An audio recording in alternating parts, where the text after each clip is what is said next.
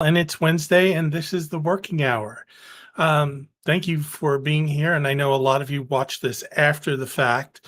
So today we're going to be talking about a lot of different things. Part of it is self esteem and confidence when you go into your job search, and some of the things that kind of been happening in the news when it comes to job stuff. Um, but why don't we dig in first on the well, basically, today's topic of self-esteem and confidence as being an important aspect of your job search, and why it's important to make sure that you maintain high levels of self-esteem and confidence throughout this process. Now, I've said it over and over and over again that this process is based on failure. You fail, you fail, you fail until you succeed, and when you succeed, you're done. So, it's important to make sure that you maintain, these two essential qualities so you can be successful. Now, a lot of people, when I work with them one on one, they're a little skeptical. And even when I'm talking on sales calls, when I'm talking to people just in passing, they always focus on the very tactical types of things. They think on, I need to get my resume perfect. Yeah, your resume needs to be good. It needs to be the best product you can put out there. You need to make sure that you're putting the right things in there to get noticed. And one of the things I tell everyone is you've got 6 seconds to kind of wow them before they move on to the next resume and look somewhere else. And oddly enough, that 6 seconds is about the top third of your resume. So in when I teach my resume class, when I work with people one on one and helping them recraft their resume, I always tell them this is the area we need to nail. But people always focus in on that tactical. They focus in on the interview and interview prep, and that is very important. It is. I'm not going to say it isn't. I teach people on this all the time, but it's only part of the equation. It's like 1 plus 1 plus 1 equals 3. Well, one of the things that you need to keep in mind is have that confidence, have that self-esteem, and have that internal oomph that it's very hard to lose, especially if you've gone through a job loss where you've been made redundant and you get your pink slip. Okay. Why is this important? Well, it's important because one of the things that it helps you do is it'll help you land more interviews. Okay, when you apply for jobs, your resume, cover letter, that's only the first step, right? Like I just mentioned, it is the first step. You also need to ace that interview. But the thing is, if you do not have the right mindset, if you do not have confidence, right, that sends up red flags. And it sets up red flags because the thought behind a hiring manager or an HR person that's interviewing you is questioning whether or not you can do the job. They're going to go and they're going to question whether or not you will be able to overcome adversity if adversity happens, if a problem comes up. If your energy is down, they're going to say, oh my God, it's just when things are really tough, what is it going to be like? And the first thing they're going to go to is they're going to go to the negative. No, this is not the right person for us. When quite honestly, you may be the right person. You're just not in the right frame of mind. You're not in the frame of being confident. The other thing is you tend to perform better in interviews. How many times have you gone into an interview and you felt, hey, I am looking good. I know this. This job was written for me. I just have to show up. Heck, this job is mine. And I hate to sound cocky, But you know how that is. You go in and you're like, yeah, you feel good in your skin. But here's the thing. If you do not have that confidence, you don't have that mindset, you're walking in to a situation where you're not your best. And you really need to do work to make sure that you're at your best at this time. The other thing is, if you have high levels of confidence and self esteem, you're more likely to negotiate better salaries for yourself. You're much better to advocate for yourself. And I have seen this over and over again. I work with people all the time. And one of the things I work with them on is when they get their offer to do salary negotiation. What levers can you pull? What things can you change? What things you could ask for? And one of the things I'm very proud of is 100% of my clients thus far have been able to recoup their investment with me because of the salary negotiation things that we do. Now, it's just not the skills in doing that stuff. Part of it is the mindset work, the confidence work that we've done through our process. Again, I can't stress enough how important this is. And the other thing is succeeding in your job when you're there. Again, your confidence when you get the offer, when they say yes, your confidence is going to go up. But again, if you're already going in at a peak state, if you're already going in at a high state, what's going to stop you? The answer is nothing. You're going to go in there and you're going to kick some butt and take some names, and you're going to prove to everyone that you were the right person for this job. You're the right person because you've got the right skills, you've got the right attitude, and you fit into this organization like you've been here the whole time. But it all starts with having high levels of self-esteem and high levels of confidence. Now, here's some things you can do when life has kind of gotten you down a little bit. Okay. And it happens to everyone. No shame here. I'll admit it's happened to me. And I will actually share with you one of the things that I've done. And one of the things that I'm going to mention is having a routine. Go to bed at a certain time, get up at a certain time.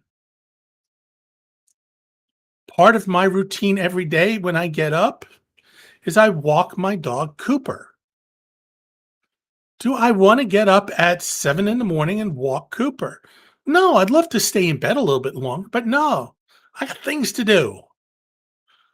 And one of the things that I have to do is I have to walk him because he's got things to do. Part of my routine is making sure he has fresh water, he's fed, but also part of my routine is a cup of coffee. And I remember about 20 something years ago, 22, 23 years ago, um, I was in a bad place. I'll be honest with you. It was right after September 11th. I lost my job. Everything that was going on, and I did have a post about September 11th on Monday and how it's hard for me sometimes to talk about this, but it just was one thing after another. So this happened to my hometown. Then I lost my job, and everywhere I looked, I couldn't get a foot in, and I had experience. And I fell into a rut. I got into having bad habits. Till one day I realized my bad habits were keeping me from being successful. And on my way there, I think Dunkin' Donuts should give me like coffee and donuts for life for saying this on the air. But I used to live in Boston at the time, and one thing in Boston that is common everywhere is a Dunkin' Donuts and an Irish bar. I too early at 5, 6 o'clock in the morning to go to an Irish bar. So I went to Dunkin' Donuts and I had a large iced coffee vanilla with 2 Splendas, cream, and 2 chocolate glazed donuts. This was part of the things that I did. Did I need the glazed donuts? No.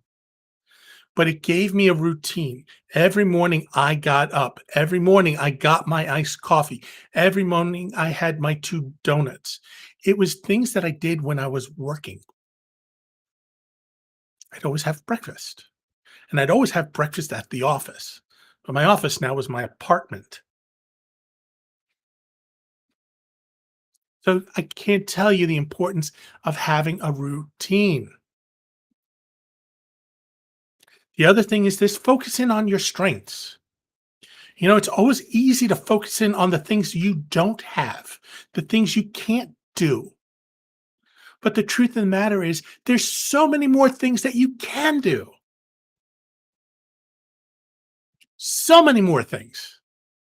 You just go through your whole life of all the things that you've learned. You may think that they're small and insignificant, but the truth is, when you learned them at that time, they were really significant.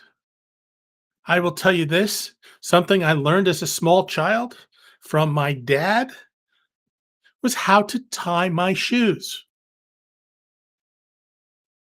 And I still tie my shoes the same way as I learned when I was like 4 years old. And the way my dad taught me, he cut a piece of 2 by 4 off, like yay big, drilled 2 holes in it. My father was a carpenter by trade. He put a shoelace through it and he said, "Here, start to practice." And he showed me how to do it.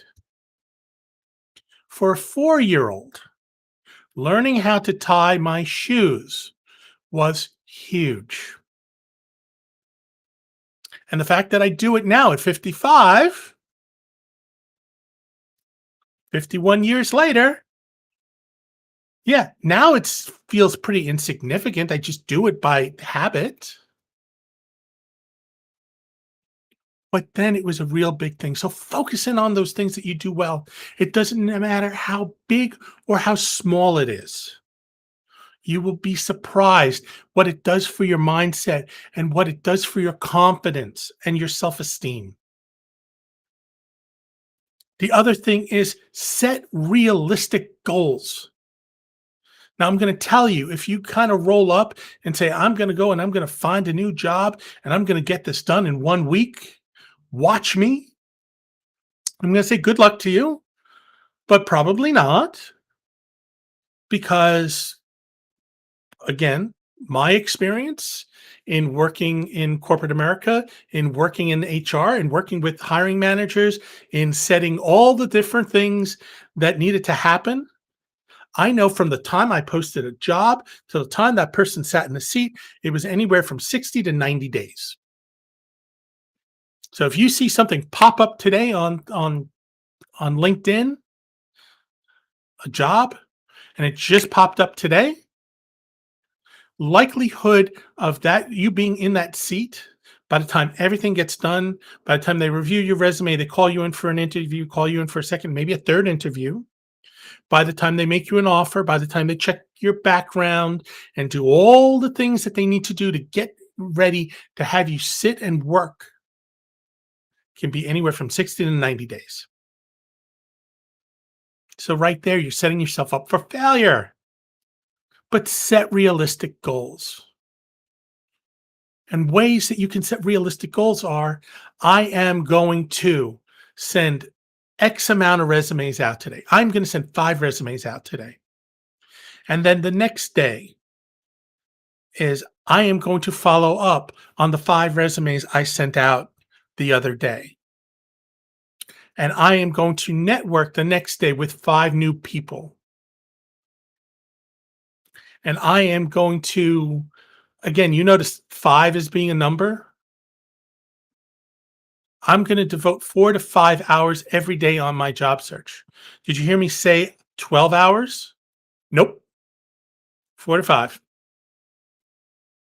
Because the truth of the matter is all you're gonna be doing is rehashing stuff.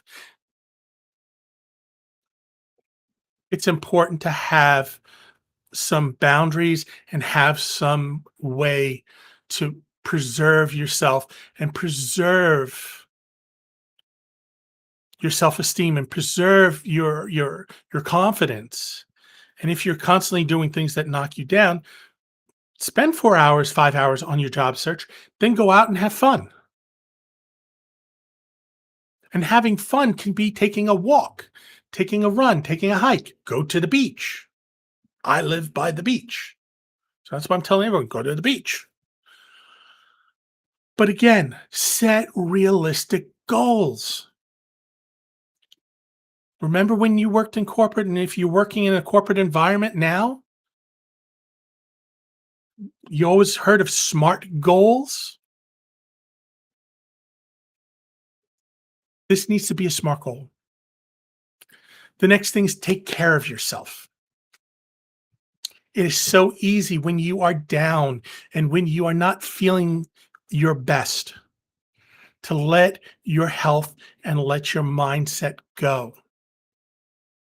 You'll overlook pains and aches and all this stuff. And I'll share with you, yesterday, I was in the middle of doing a video for one of my classes, and my wife called me up, said, "Hey, we need to call up the doctor to make an appointment for you." And part of me was ticked off. I'll be honest. She's going to watch this and she's going to say, "I knew it." Part of me was ticked off because I was in the middle of something and all that stuff. But it came from a great place from her. And I was able to get into a doctor that has been able to help me with some of the issues and some of the problems that I've been having physically, some of the aches and the pains and all that stuff. And today, I've got much more energy. I'm feeling energized. I feel like I can take on the world. Why? Because my shoulders and my neck are not clumped up in a big knot because I'm sitting at a desk all the time doing videos, doing different things, working on a class, working on freebies, doing all these different things, and sitting at this desk for a long stretch of time, not stretching properly. So these are all things from a self-care standpoint. I know I need to do, but I haven't because I keep on thinking I have so much to do. So part of it is this: getting out, getting some exercise, eating healthy foods. Stop eating garbage food. All right. One of the things I've been doing lately is I've been adding more fruits and vegetables to my diet. And I'm feeling better. I am feeling more energized. I'm feeling all those things. Making sure I get some good sleep. Sleep hygiene. I can't tell you how important it is for your self esteem, your confidence, and for you to be ready for when that opportunity comes so you can pounce on it. Like I mentioned earlier in 2001, after September 11th, my mindset was not there and my sleep hygiene was not there. I go to bed at 5 in the morning and I get up at 4 in the afternoon. How the heck do you think I would be prepared to interview, phone interview, you name it? I wasn't. My time was flipped. So it's important for me to reestablish good sleep hygiene. And if you're finding yourself doing this, you too need to work on your sleep hygiene. You need to go to bed at a decent hour. You need to get up at a decent hour so you can be 100% prepared for when those calls come in or when those emails come into your inbox so you can respond in a timely manner. Okay? Some of the things that you can do is you can kind of challenge those negative thoughts. And by me challenging those negative thoughts are going to flow in by saying, is this really the truth? And it's a hard practice to do, especially when you're in the moment. The other thing is practice positive self-talk. A lot of times we talk to ourselves in a way that is so unkind, and we tear ourselves down to a point where we knock our own self-esteem down. We are not prepared for challenges. We are not prepared for being confident when we go into our interviews or actually networking with people. We come over shy and timid and all those things. But if you start talking positively about yourself and positively to yourself, okay, all of a sudden things change. And what you need to do is you need to realize this. If you're not talking positively to yourself, that inner voice, I want you to think, would you talk to a friend like that? Would you talk to your wife like that? Would you talk to your kids like that? And chances are you wouldn't. So why are you doing it to yourself? Okay, the other thing is do things that make you feel good. You can't do it 100% of the time, but do some things that are important to you. Spend time with your loved ones. Spend time doing things that you enjoy or things helping others. Sometimes by helping others and helping people who may be less fortunate than you are, you start to think of all your blessings. And again, on Monday, I talked about my blessings. I worked in Tower 1 of the World Trade Center in the late 90s. By 1999, I was out of there and I was getting ready to move to Boston. I knew people that worked there still. And honestly, when I worked in New York, I was there on the regular. I was in that building and in that area on the regular. Talk about blessings. I had so many darn blessings. There's no reason why I should be anything but thrilled. And I think a lot of times we need to take stock in some of the things that go on and talk to ourselves in a positive way, challenge those negative thoughts, and do things that make you feel good to change that mindset, to build your self-esteem back up again, to build your confidence up again, so that when those opportunities come, you're ready and prepared for them. So we've talked about this, and I've delved into a bunch of different things. One of the things I some of you know this. I love to read the news. I read CNN. I read, you know, The Guardian. I read just about anything that comes around.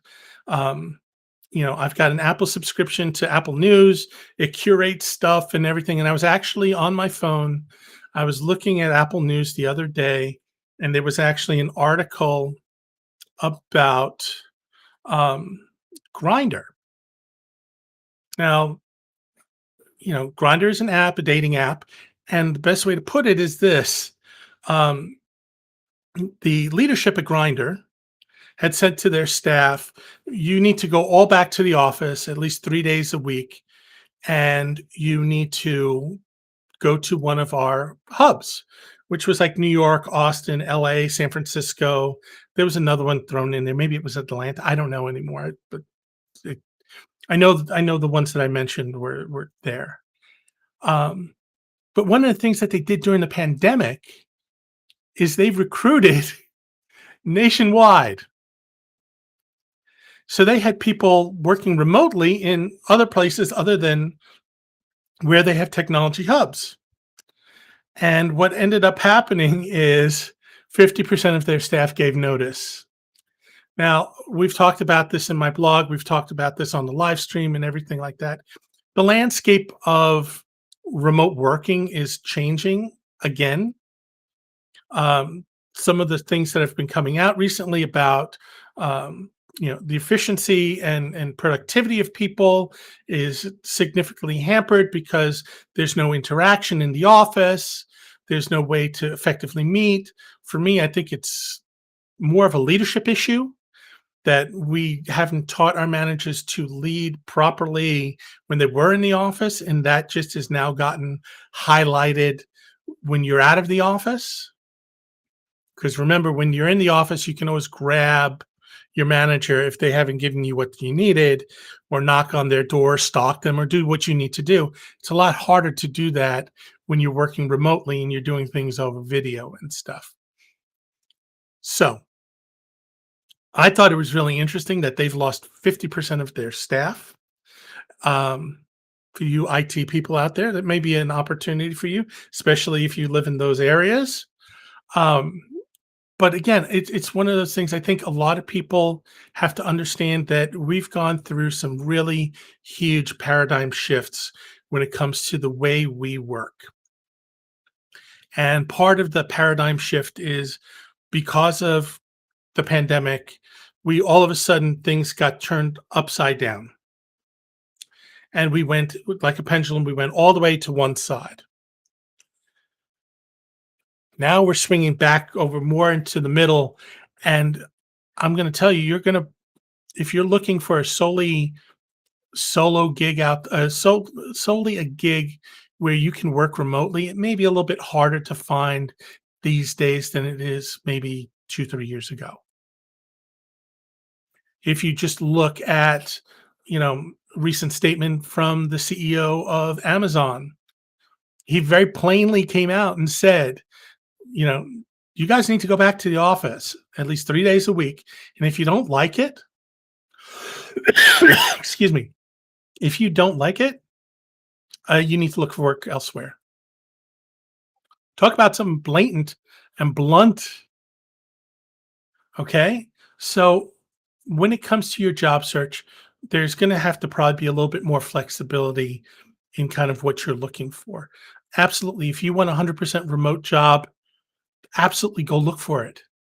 Go out there.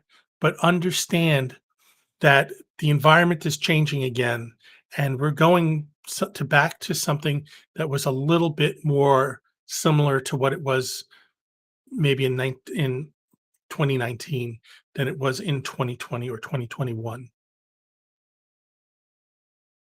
Again, not impossible, but keep that in mind. So we are at time. I'm amazed that I've actually kept it at time today. I'm really, really excited about a lot of things that are kind of coming on. I am actually working on hosting a few different webinars coming up in the next couple weeks. Um, Check out my socials, check out all those things to see dates and times on when these are going to be held. The first one's actually going to be held tomorrow. We're going to go on over some essential things that you need to do in your job search to basically have it kind of start to take off, especially if you're feeling stuck. It's a good way to kind of get you unstuck. The other thing is I am relaunching my, excuse me,